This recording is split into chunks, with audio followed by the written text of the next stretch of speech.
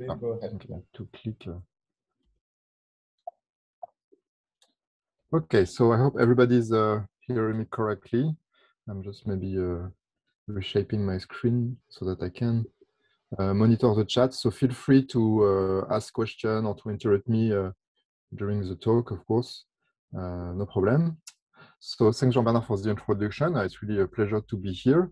And I'm going to make a talk that is kind of an overview of optimal transport and try to explain why it can be used actually for machine learning type applications. So it's a joint work with a lot of people, and in particular some work of the thesis of Aude-Genevais that I will explain. And if you want to know more about what I'm going to say, there is this free book that we have wrote with Marco Couturier.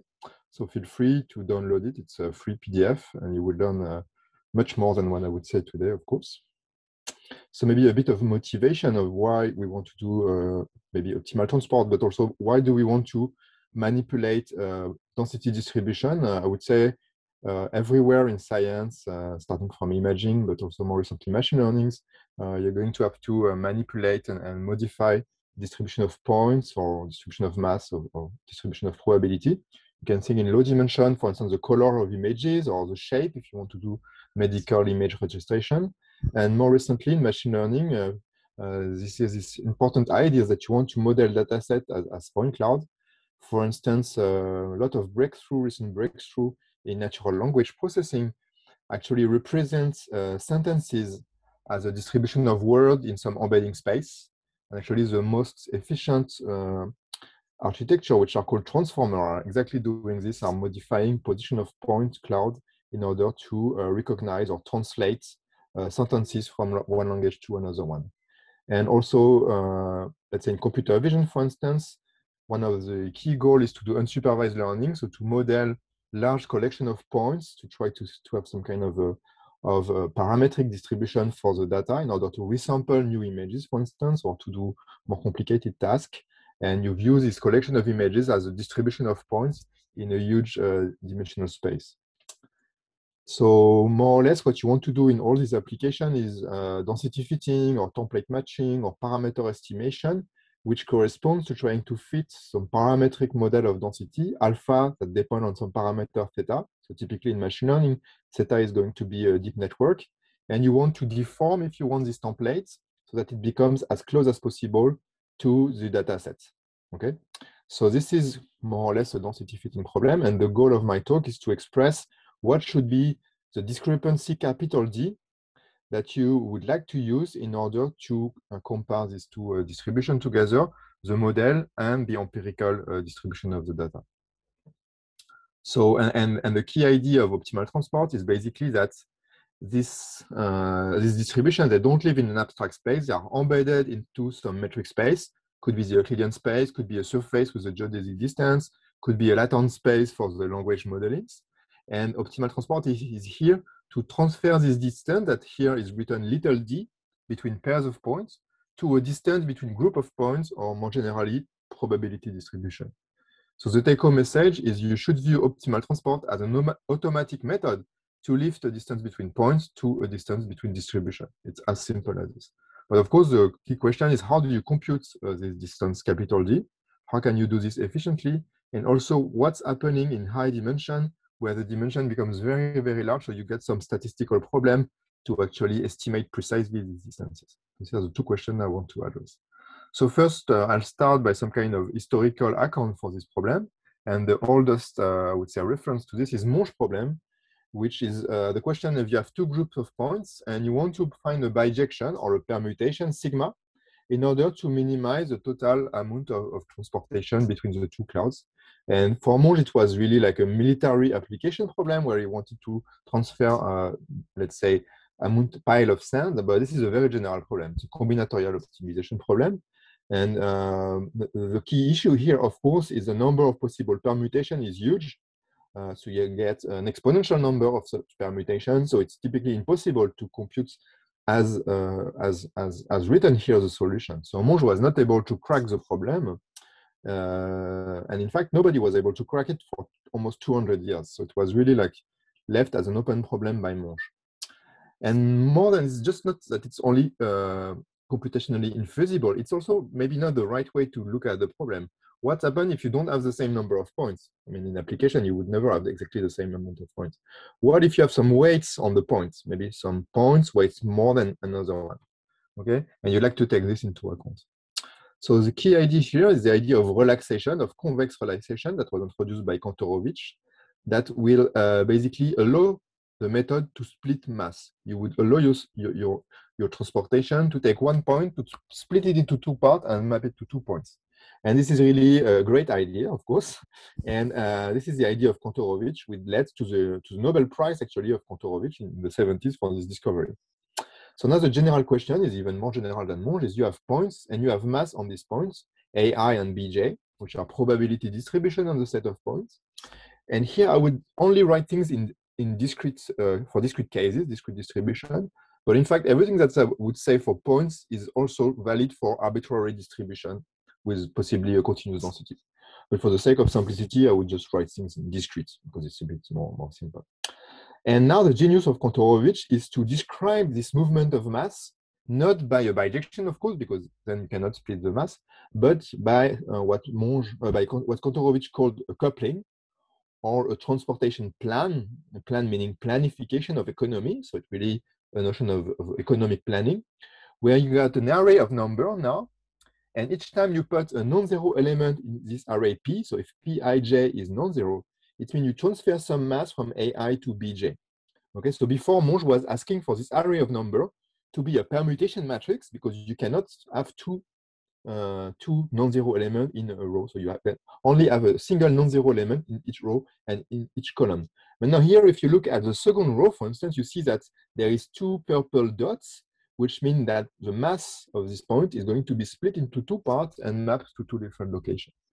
Okay. Now, what are the constraints that needs to be satisfied? What you need to see satisfied, besides, of course, positivity, is conservation of mass. The sum along all the rows should give you back the weight of A, meaning all the mass of A needs to be transported. And of course, you get the same on the sum along the column. The sum on the columns should be equal to Bj, which means you should receive all the mass on the other side. Okay, this is just conservation of mass. And then what does it mean to find the optimal transport, the optimal coupling? It simply means that you decide that you pay some amount of some price for transporting some amount of mass Pij. And let's say for the sake of concreteness that this price is proportional to the distance to the power P. It's usually what people would do, although you could put another cost, but for what matters here, it's more than enough. And simply, the total cost is simply the sum of the costs between I and j times Pij. What is great, there's 2 things that are great. The first thing is that now the function you minimize is just a linear function, so it's really a simple function. And also the constraint here you put, positivity and equality of conservation of mass, are just affine and positivity constraint. So it's just a polytope or a convex constraint.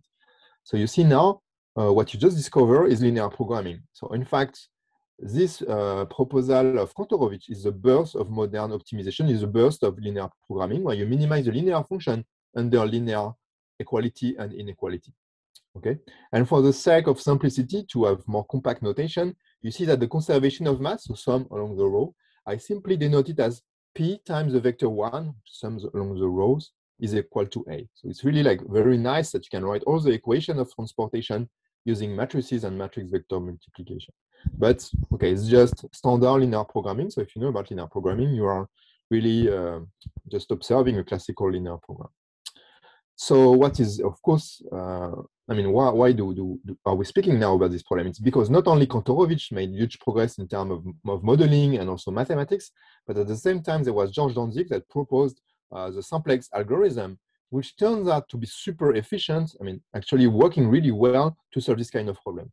So this is why people started using the simplex algorithm to solve economic planning, and then it becomes really like used everywhere. So it's really the birth of modern economic planning and industrial planning. And that's the starting point of this modern story of optimal transport. So, okay, I mean, this is quite a natural formalism. It's a classical optimization method.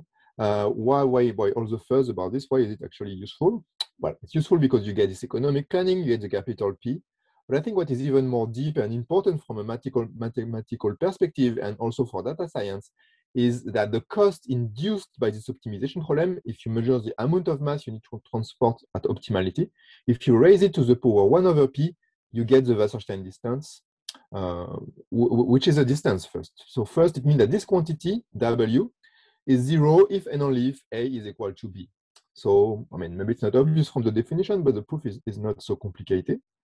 I already say this, but I won't say much about this. This extends to arbitrary distribution of mass, not only discrete, but also continuous. So you simply replace the sum by integrals. I mean, there's no real difficulty here. Just for the sake of concreteness, I'm just saying that, that this works like a charm. But okay, what is more important is why should we care about this distance? Because probably you know tons of other distance between distribution of probability, and this one looks fairly complicated. So why should we bother about it? And a nice way to think about this in terms of topology. What is the topology induced by this distance? And to contrast it, with what is probably the simplest distance you could use, which is just the L1 norm. If you have two measures of probability, just compute the L1 norm of the differences. And this is a fairly simple thing to do, much simpler than optimal transport. So, so why is optimal transport sometimes better or preferable than just L1? And the answer is that the topology induced by the Wasserstein distance, and this is a term I put here, is actually what people would call in probability, if you're on a compact domain at least, the convergence in law. And what people in analysis or PD, they would call the weak star convergence.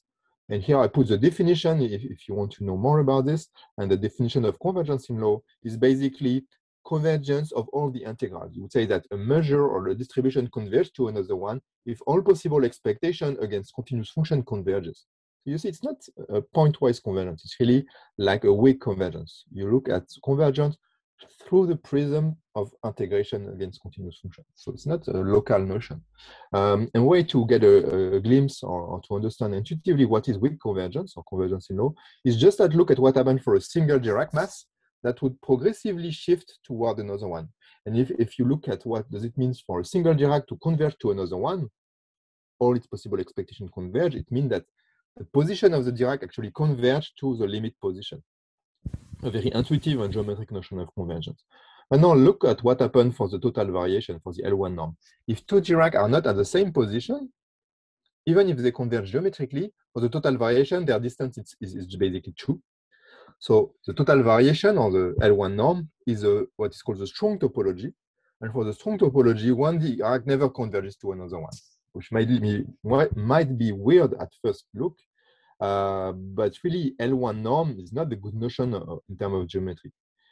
And if you look at what is the Wasserstein distance between two Diracs, since you raise to the power p and then to the power 1 over p, the Wasserstein distance is simply the distance itself between the Diracs. And of course, it converges to 0. So really, I think here you get the key formula is that Wasserstein between two Dirac is just the distance. So you can view the Wasserstein as a way to extend the Dirac between 2 points to a distance between group of points. Okay, and really, it's what Wasserstein is doing. And you can show that actually it's the only distance that has this nice property that evaluated on pairs of Dirac, it gives you back the original metric space.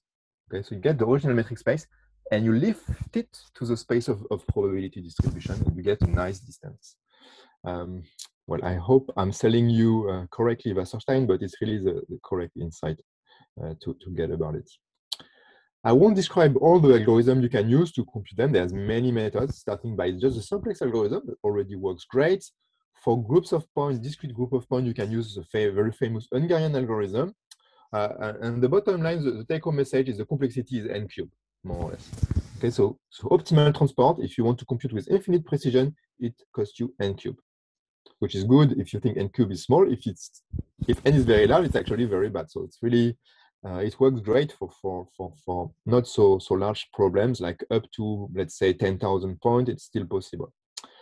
In 1D, maybe I can mention this, that optimal transport is very simple because it's just a monotonic arrangement. So in 1D optimal transport, you can compute it in n log n operation, but unfortunately, it only works in 1D.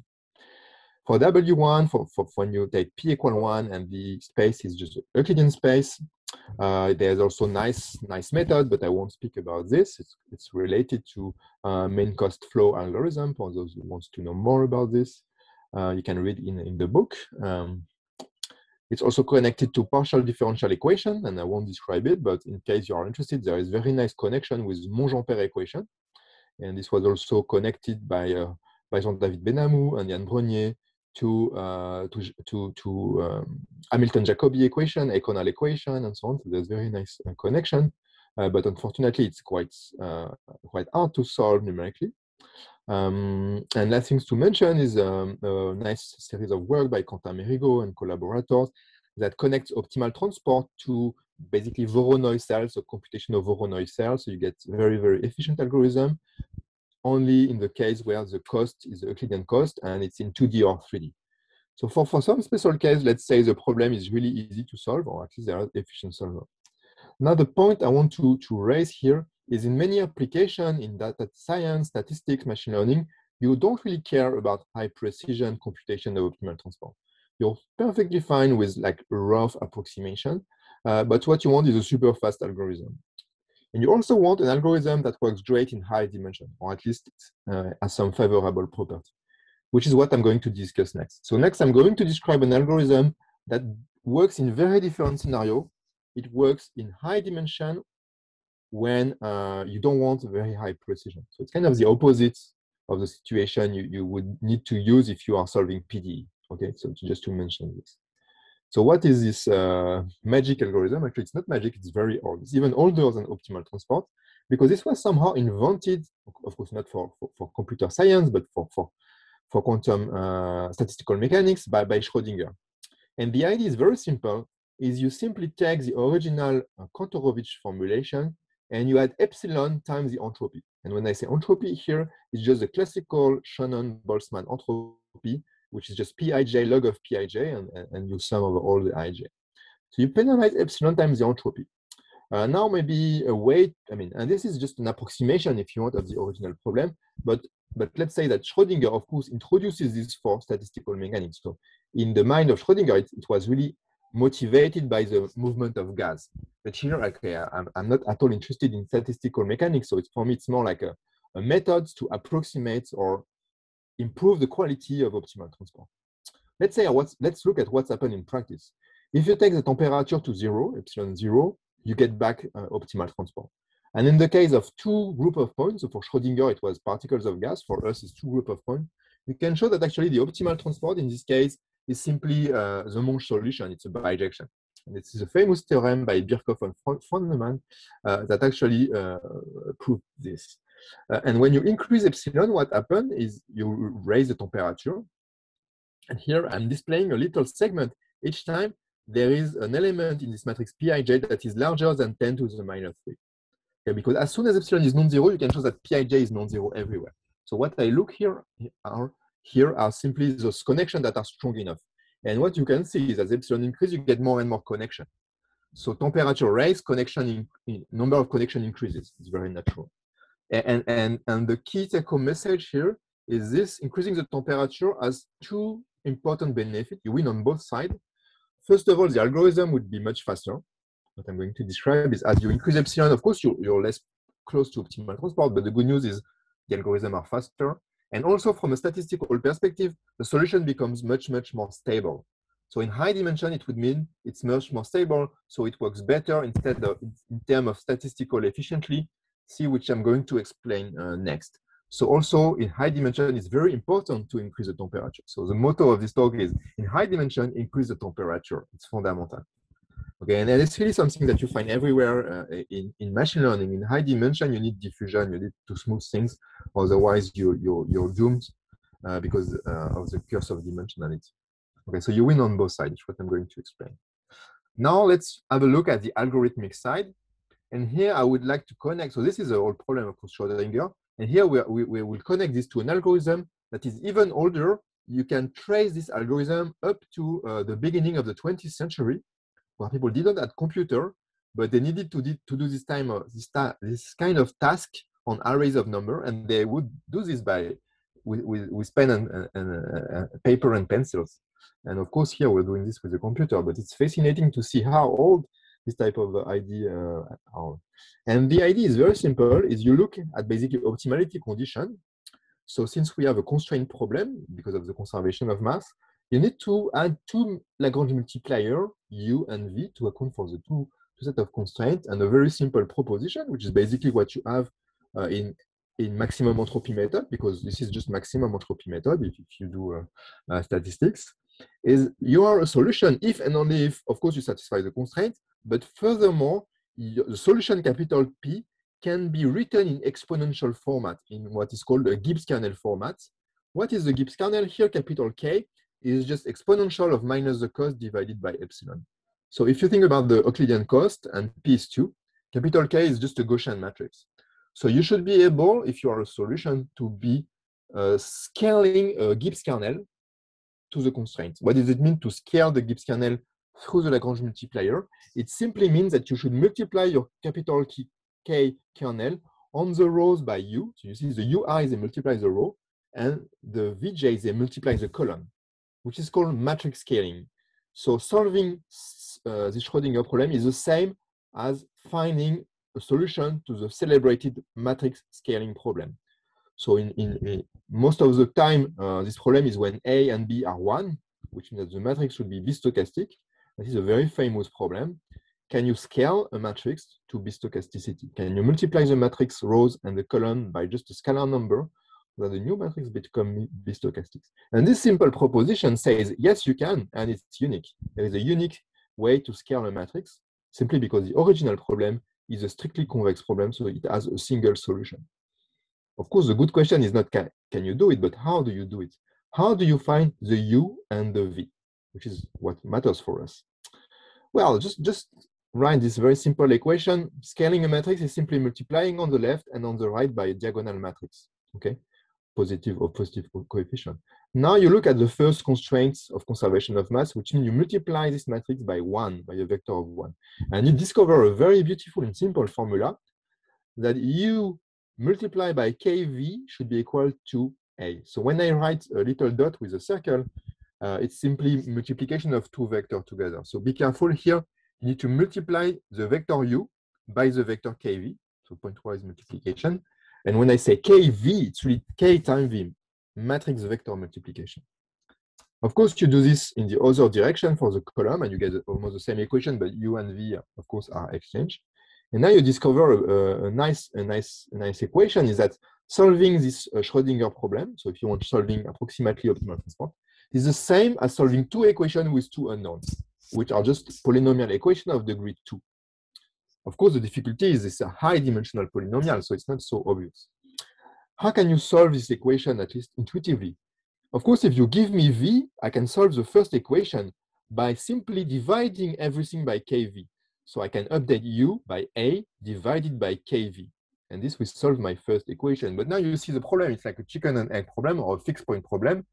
Now you turn your attention to the blue equation and you do the same. You solve for V and then you solve for U and so on. So the question that was left open for like maybe 50 years or so, does this equation converges? Is this algorithm, which is very old, which is often called, I mean, it has many names, IPFP and so on algorithm, is it contracting toward the solution? And the answer was given in a very beautiful paper, one of my favorite paper ever, by a Sinkhorn in 64, which proved that it converges, and actually it's a contracting algorithm. So it contracts and it converges to the solution. So I like to call this algorithm Sinkhorn because it's the mathematician that proved convergence. And yes, it converges for any starting point. Of course, if you're closer to the solution, it would converge faster. And it converges linearly, meaning that each iteration, you contract toward the solution. This is the good news. The good news, it converges starting from everywhere. It converges linearly. But the bad news, of course, I will not lie, is that the convergence becomes very slow if epsilon is small. So if there is no free lunch, if you want to use a small epsilon, this algorithm will be super slow. So it's not something that you want to use for large epsilon. And as you might guess, this has been studied by many authors, including in our team. We did a lot of work to understand the convergence speed.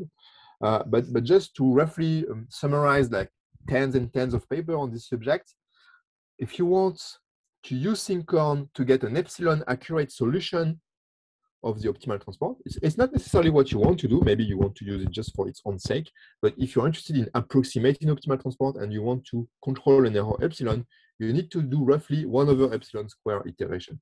So roughly speaking, the complexity of SYNCORN for approximated optimal transport is n squared divided by epsilon squared. So you see the things. We have moved from n cubed to n squared divided by epsilon squared. So you see the trade-off. So if epsilon is small, it's good. If epsilon is large, it's not good. No, sorry, the other way around. If epsilon is large, it's good, but if epsilon is small, it's not so good. What is the other good news, and I think it's even more important, I think, in practice, is that this is an algorithm that's super simple to code. This is the first good news. So you can give it to a student and you can implement it in half an hour, basically, because it's just 2 lines of code, which is definitely not possible for simplex. And the other good news is that it's just matrix vector multiplication. So in terms of complexity, in practice, it's parallelizable very easily. So you can run it on GPUs, and it's really why it has been so popular recently. It's because you can run this on GPUs in parallel or after a deep network in order to use it to train a deep network. So that's why this is very, very efficient in practice when using a GPU. So I would skip this slide because it's not so important, but just to say that besides just computing optimal transport, you get many extensions of this algorithm. One nice thing that we did with Guillaume Carlier is implementing in practice this beautiful idea of Guillaume and Marshall. So unfortunately, Marshall Agay died 5 years ago, but he was one of the leading experts in optimal transport. And we found out that you can also use SYNCORN to implement computation of barycenter. So if you're interested in computing barycenter of distribution, I think this is really, really nice.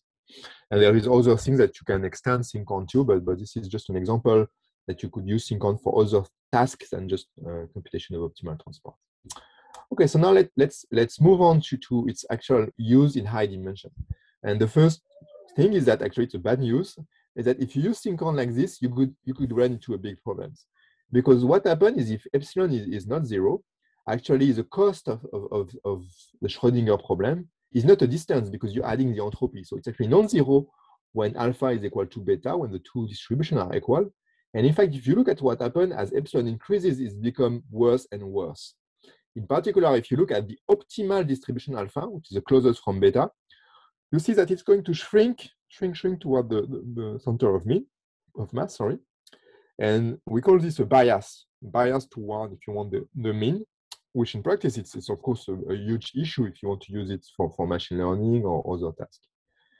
What we have proposed in the PhD thesis of Aude, and this was proposed in a heuristic manner by several people, including Marco and his collaborator, is to subtract, if you want, this problem, to normalize back this quantity by subtracting, 1/2 of the Schrödinger cost of alpha to itself and beta to itself, which is something you find everywhere, in Kernel's method to normalize kernels. And you see that, of course, it solves the problem of having non-zero diagonal, because when you take alpha is equal to beta in this formula, it's 0. But you might say maybe by adding a minus sign, it's actually even worse, because maybe it can start being negative or so on. So maybe I can say that actually we proved, and I would explain this, that in some cases you can actually show that it's actually positive. So that it's actually some quantity that is actually working really great. Maybe one way to get some insight about this quantity that we called SYNCORN divergence. So once again, it's Schrödinger cost, where you subtract half of the cost of the alpha to itself and beta to itself. Is looking at what happened in low temperature, in high temperature. So in low temperature, this has been studied in details, including by Christian Leonard in several papers, and we also did our fair share of analysis. That it converges to optimal transport, of course. This is quite intuitive.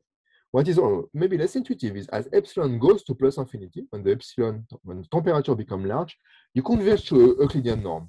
It's quite surprising that on the left-hand side, when epsilon is small, you converge to optimal transport, which is not at all Euclidean. But when epsilon is large, you just converge to some Euclidean norm between alpha minus beta. And what is exactly this Euclidean norm? So if you are in infinite dimension or on the space of probability, these Euclidean norms, they are often called kernel norms or maximum mean discrepancy. Maybe you know this because it's quite famous in statistics, which just means that it's an Euclidean norm, but according to some kernel, because you need to take some kernel into account to be able to compare probability distribution. So these are just kernel norms. And the question is, what is the kernel associated to basically this divergence? And quite surprisingly, this kernel is just minus the distance to the power p. And so at first sight, we were a bit surprised to see this kernel, but in fact, we did some literature review and we found that this kernel minus the distance is actually very famous. It's used a lot in statistics and it's called the energy distance kernel. The question is, when is this kernel positive? When is it actually a valid kernel? And this has been studied in details. And in particular, this is true on Euclidean space. If you take minus the Euclidean norm, despite the minus sign, which made me wonder that it's not positive because there is a minus sign, it's actually positive at the end of the day. So why, even with a minus sign, this quantity can be positive? It's because remember that you do a subtraction between two probability distributions. So of course, alpha minus beta is not a positive quantity. And I mean, it's not obvious, actually. It's a very, very surprising fact that with minus the Euclidean cost, you find an Euclidean distance that is positive and that works great. So you see, for me, I see really this Schrodinger, if you want, interpolation as a way to interpolate between two very different quantities that you find in the literature. One is Wasserstein space and one is MMD space. And what is in between is still very mysterious for us, but it's something that is fascinating and that we're trying to understand better. Okay, and that you can compute with a fast algorithm, because of course the interest of all this stuff is that you want to compute it with an algorithm. Okay, I already said this. I will not spend too much time on this, but with Jean Fédy and Thibaut Séjourné, we proved that actually under a similar condition that the kernel, so now it's not the kernel minus d, but it's the exponential minus d kernel, is positive, which is true in Euclidean space, it's just a Gaussian kernel. Then you can show that this synchrone divergence is actually a positive quantity with the same topology, actually. So really, you have some notion, if you want, of distance that really interpolates between two very different type of distance. Okay, so I think it's something that is very interesting for mathematicians, is to study new type of spaces, and this is definitely a new type of space that we are somehow defining here. Which has nice computational properties. So this was for somehow the computation part, that you have the synchrone algorithm and you can compute it. Now let's have a look at the statistical part. And the statistical part more or less means, instead of having directly access to the target quantities alpha and beta, which are basically the density modeling your problems, for instance, what you have in practice is discrete quantities, is discrete samples, empirical samples. So you need to approximate somehow the continuous problem by a discrete problems, and you need to understand what's happening. So the simplest way to approach this, it's far from perfect, but it's something that you can deal with in terms of mathematics, is to assume that the points that you observe are drawn independently from your unknown distribution. So you get access to an empirical measure, alpha hat and beta hat, and you want to know how far you are from the continuous measure. So for instance, you'd like to quantify what is the distance or the error you make between the Wasserstein distance between the continuous densities and between the discrete random quantities. And it's a fairly celebrated theorem, is that when you do this with optimal transport, it's very bad. This is the bad news of the day, is optimal transport will never work in high dimension, because the error you make is of the order 1 over n to the power 1 over d.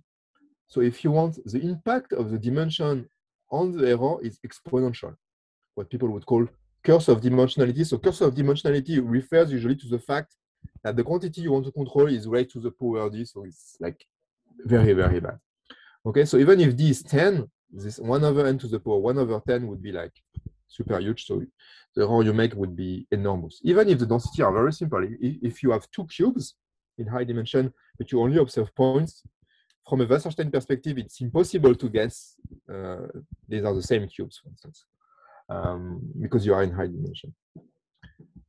What we proved recently, which looks like a very small refinement, but we are very happy, is actually you can improve slightly over this. If the two measures are different, you can improve 1 over d by 2 over d. So, okay, in high dimension, you barely see the improvement, but we are fairly happy to improve, and actually you can show that it's optimal. So the optimal exponent is actually 2 divided by d.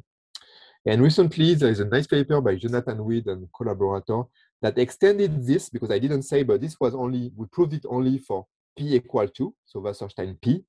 And this was p equal 2, sorry, Wasserstein 2. And this was extended to generals p by Jonathan Weed, and then the exponent becomes like p divided by d or something like this.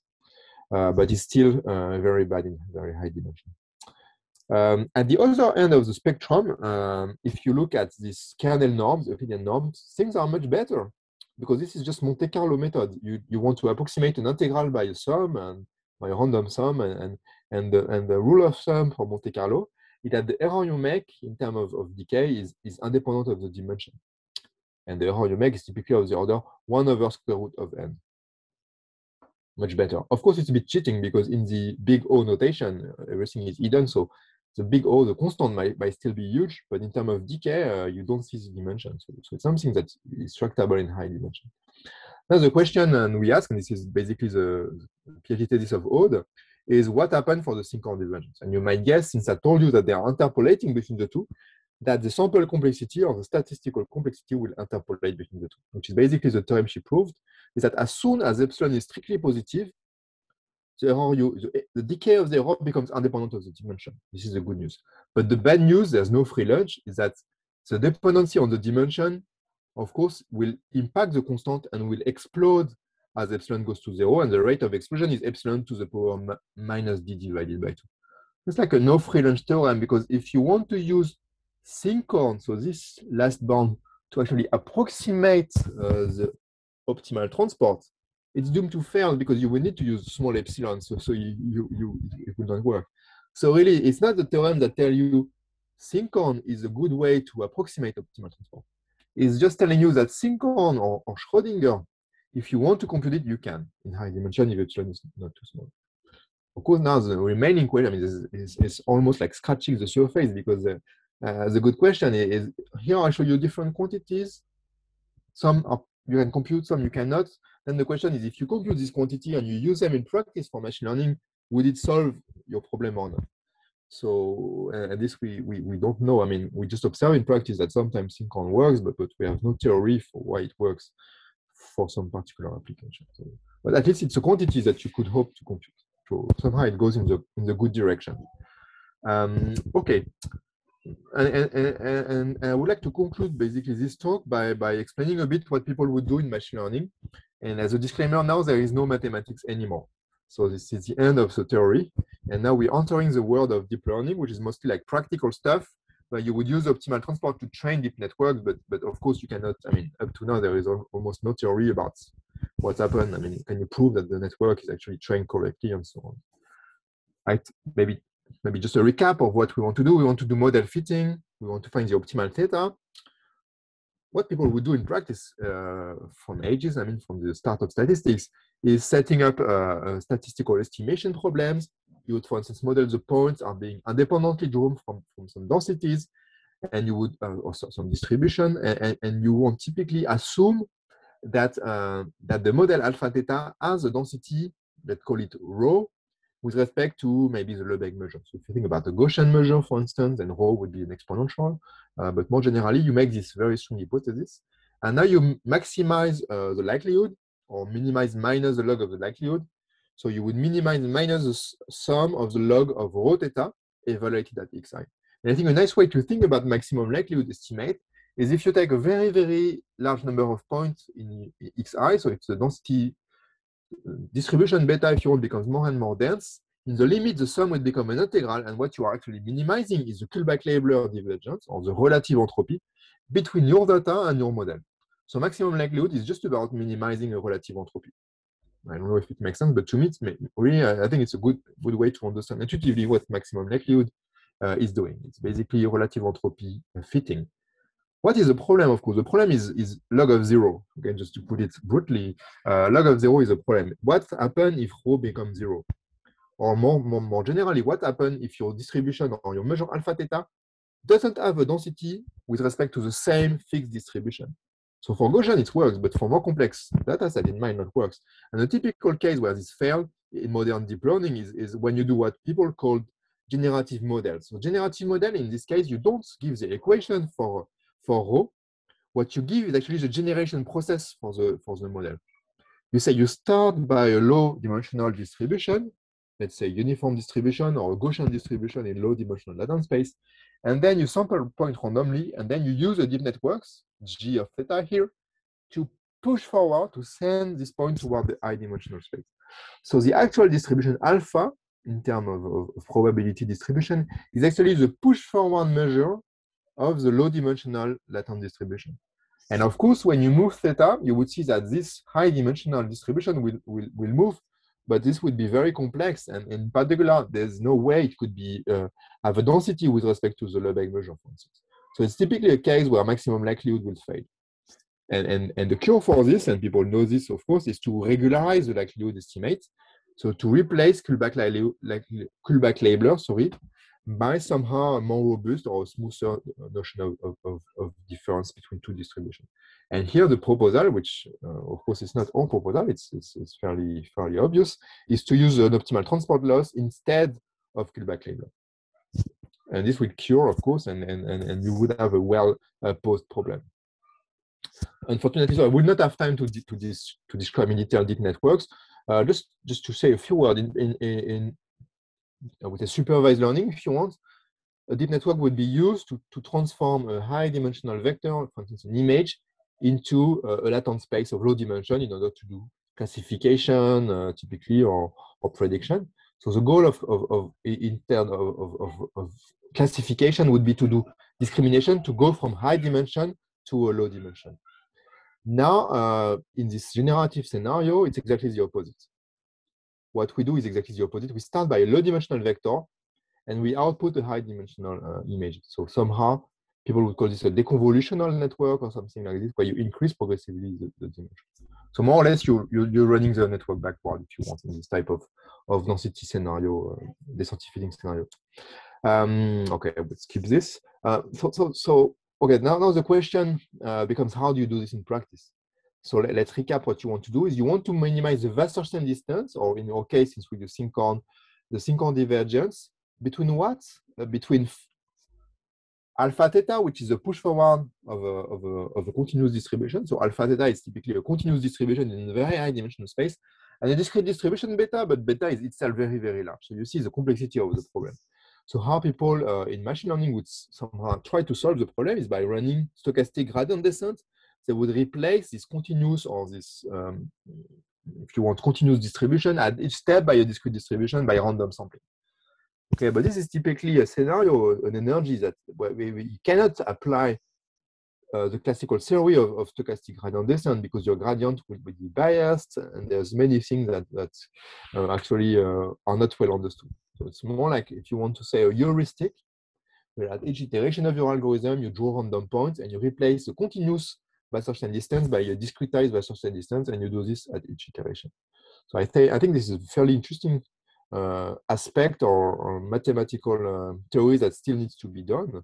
But in practice, okay, it seems to give, like, I would say, okay results. I mean, things that looks okay. But of course, since you are in so high dimension, you can never compute the Wasserstein distance. So you never know whether you really converge to the good solution. So it's like a big, like a leap of faith when you use this type of algorithm.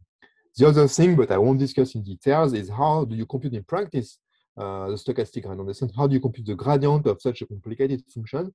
And the good news is it's very easy to do because what you can do is you can implement everything on GPU using, for instance, PyTorch or JAX or I mean, whatever library you use for deep network, deep learning, or TensorFlow. You implement your algorithm. So here is just if you want a schematic diagram of the algorithm, you draw random points, you use generative networks, and you run SYNCHRON. But it's just a big, if you want, code. And then you use automatic differentiation to code to implement the gradient. So I think one of the take-home message of modern deep learning is you don't need to really care about computing the gradient. PyTorch will do this for you. So it's allow you to basically implement crazy function that nobody would ever, think about computing the gradient by hand, and it does this for you in an optimized and optimal way.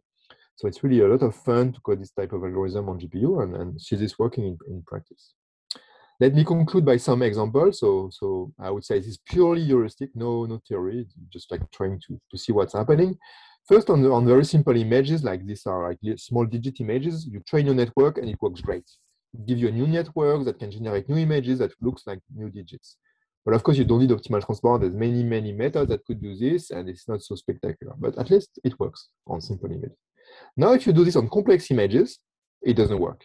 Okay, to give like very blurry and nasty images. And why doesn't it work? Is simply because here we are using the Euclidean distance between images. I mean, you could use other distance, but any distance would give like miserable results.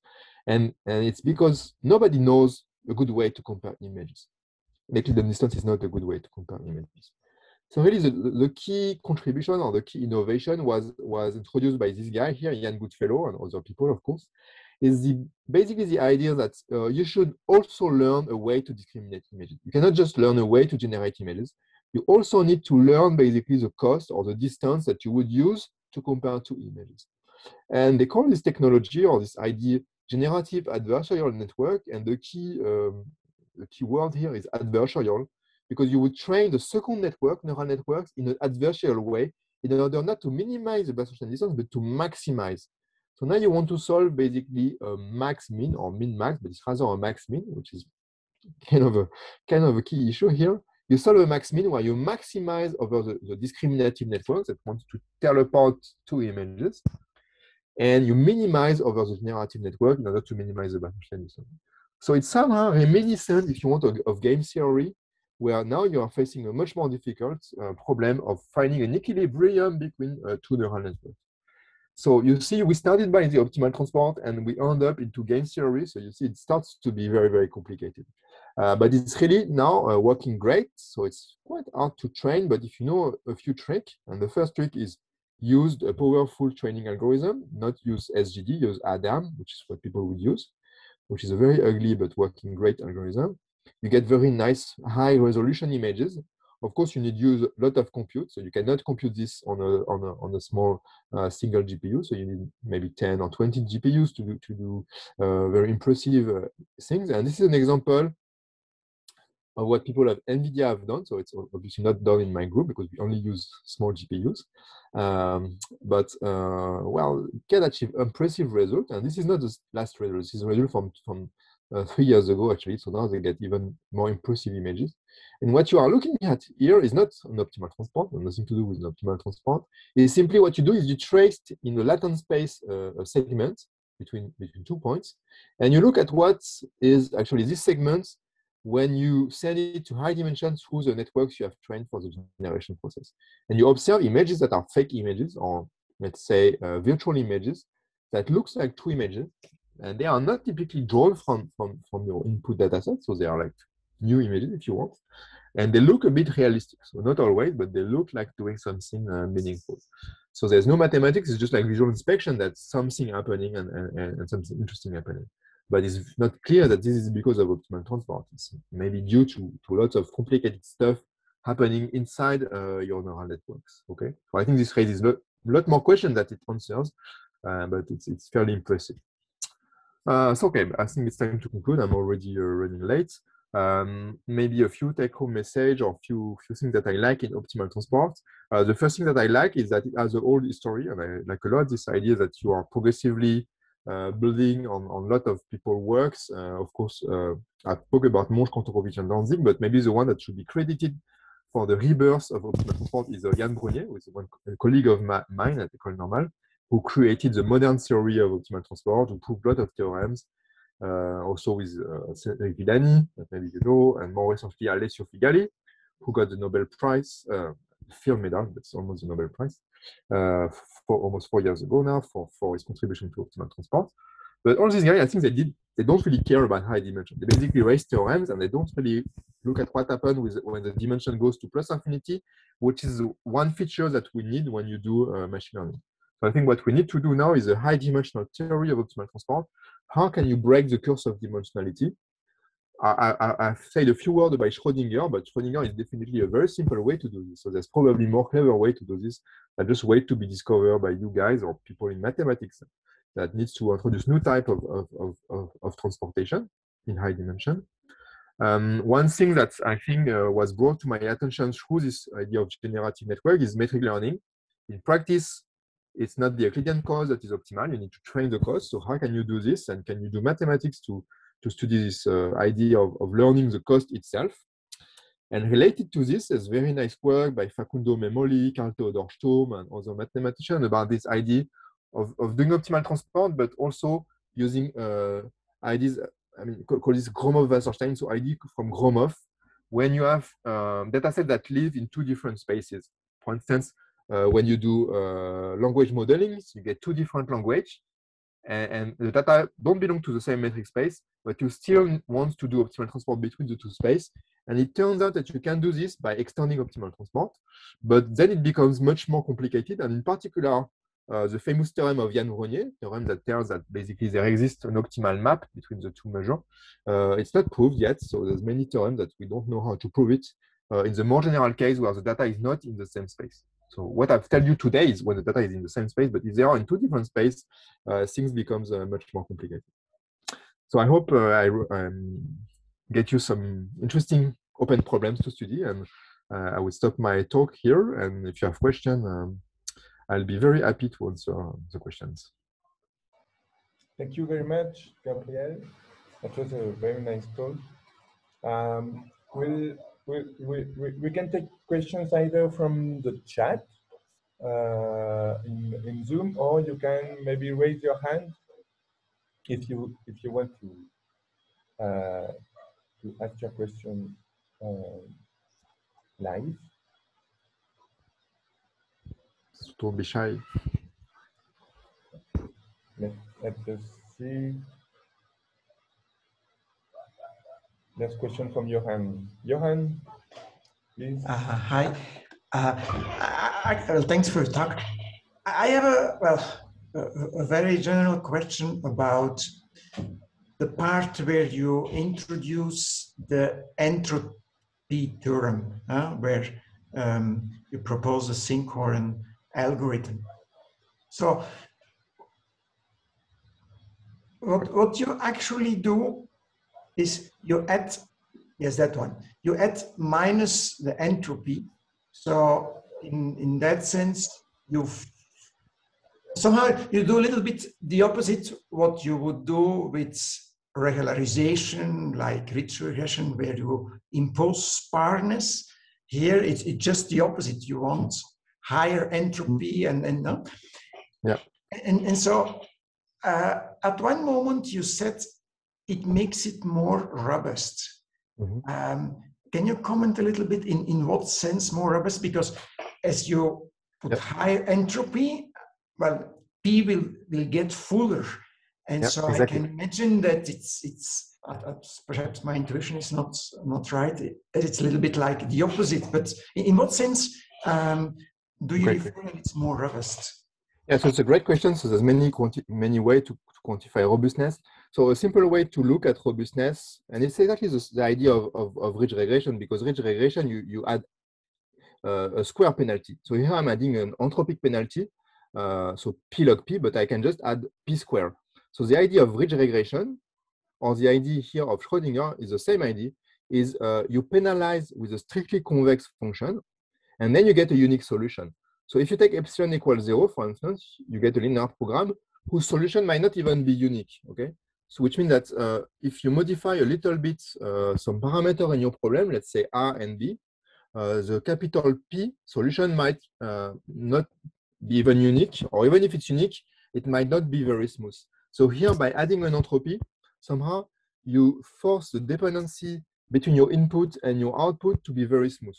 And in fact, you can show that the mapping between A and B towards the solution, as soon as epsilon is strictly positive, becomes C infinity, so become infinitely smooth. So really, I think it's a way to look at this is by adding a strictly convex penalty function to your initial problems, you make the solution unique. And also you can show it's rather by looking at the dual that this unique solution would depend smoothly on the problem. And there's nothing really specific at this level about the entropy. As you mentioned, you could use ridge regression penalty, so P square. It would have the same impact of uniqueness and smoothness. I think one advantage of using the entropy as opposed to ridge regression is that you have Sinkhorn algorithm, which is very simple. So, and another advantage is it's much easier. I mean, to my knowledge, it's all the theory I've proved after, like ensemble complexity and so on, and even convergence speed, is an open problem for ridge regression. So, although ridge regression looks simpler, at the end of the day, the entropy has a very nice property, and this property is basically this proposition that thanks to the entropy, you get this nice decoupling, if you want, between the U and the V, and this makes things much more easy. If you rewrite the things with a ridge regression penalty, to the best of my knowledge, it's very hard to do theory. But from the perspective of smoothness, by adding a ridge regression penalty, you get the same type of smoothness property. One advantage of ridge regression, which has been highlighted in the literature, is that if you do entropy, as you say, it will become full immediately. With ridge regression penalty, it doesn't become full. So the ridge regression maintains a bit of sparsity, which might be desirable for some application where you want capital P to stay a bit sparse, as you said. So entropy, you lose sparsity, but you gain a lot of advantage. So, okay. But it's a very good question. Thanks. Yeah, I have one about the synchron. You show in the last part of the talk a proposal for a kind of generate deep learning system with that included a module that was implementing synchron. Is it something widespread? I don't know. Do you know if there are many works, I don't know, with images or one that uses this algorithm at that point? So you mean using synchron or using Wasserstein more generally? Synchron, yeah. Or well, Wasserstein, like, yeah, I think, for example, some versions of yes. So exactly. So yeah, so synchron especially, well, I would love that everybody would use it, but to be fair, I think it's becoming popular now, even in deep learning. But it's true that the initial proposal, Wasserstein-GAN, was not using synchron. Honestly, for very complex architecture, it's not clear that synchron works better than just classical Wasserstein-GAN, which doesn't use synchron.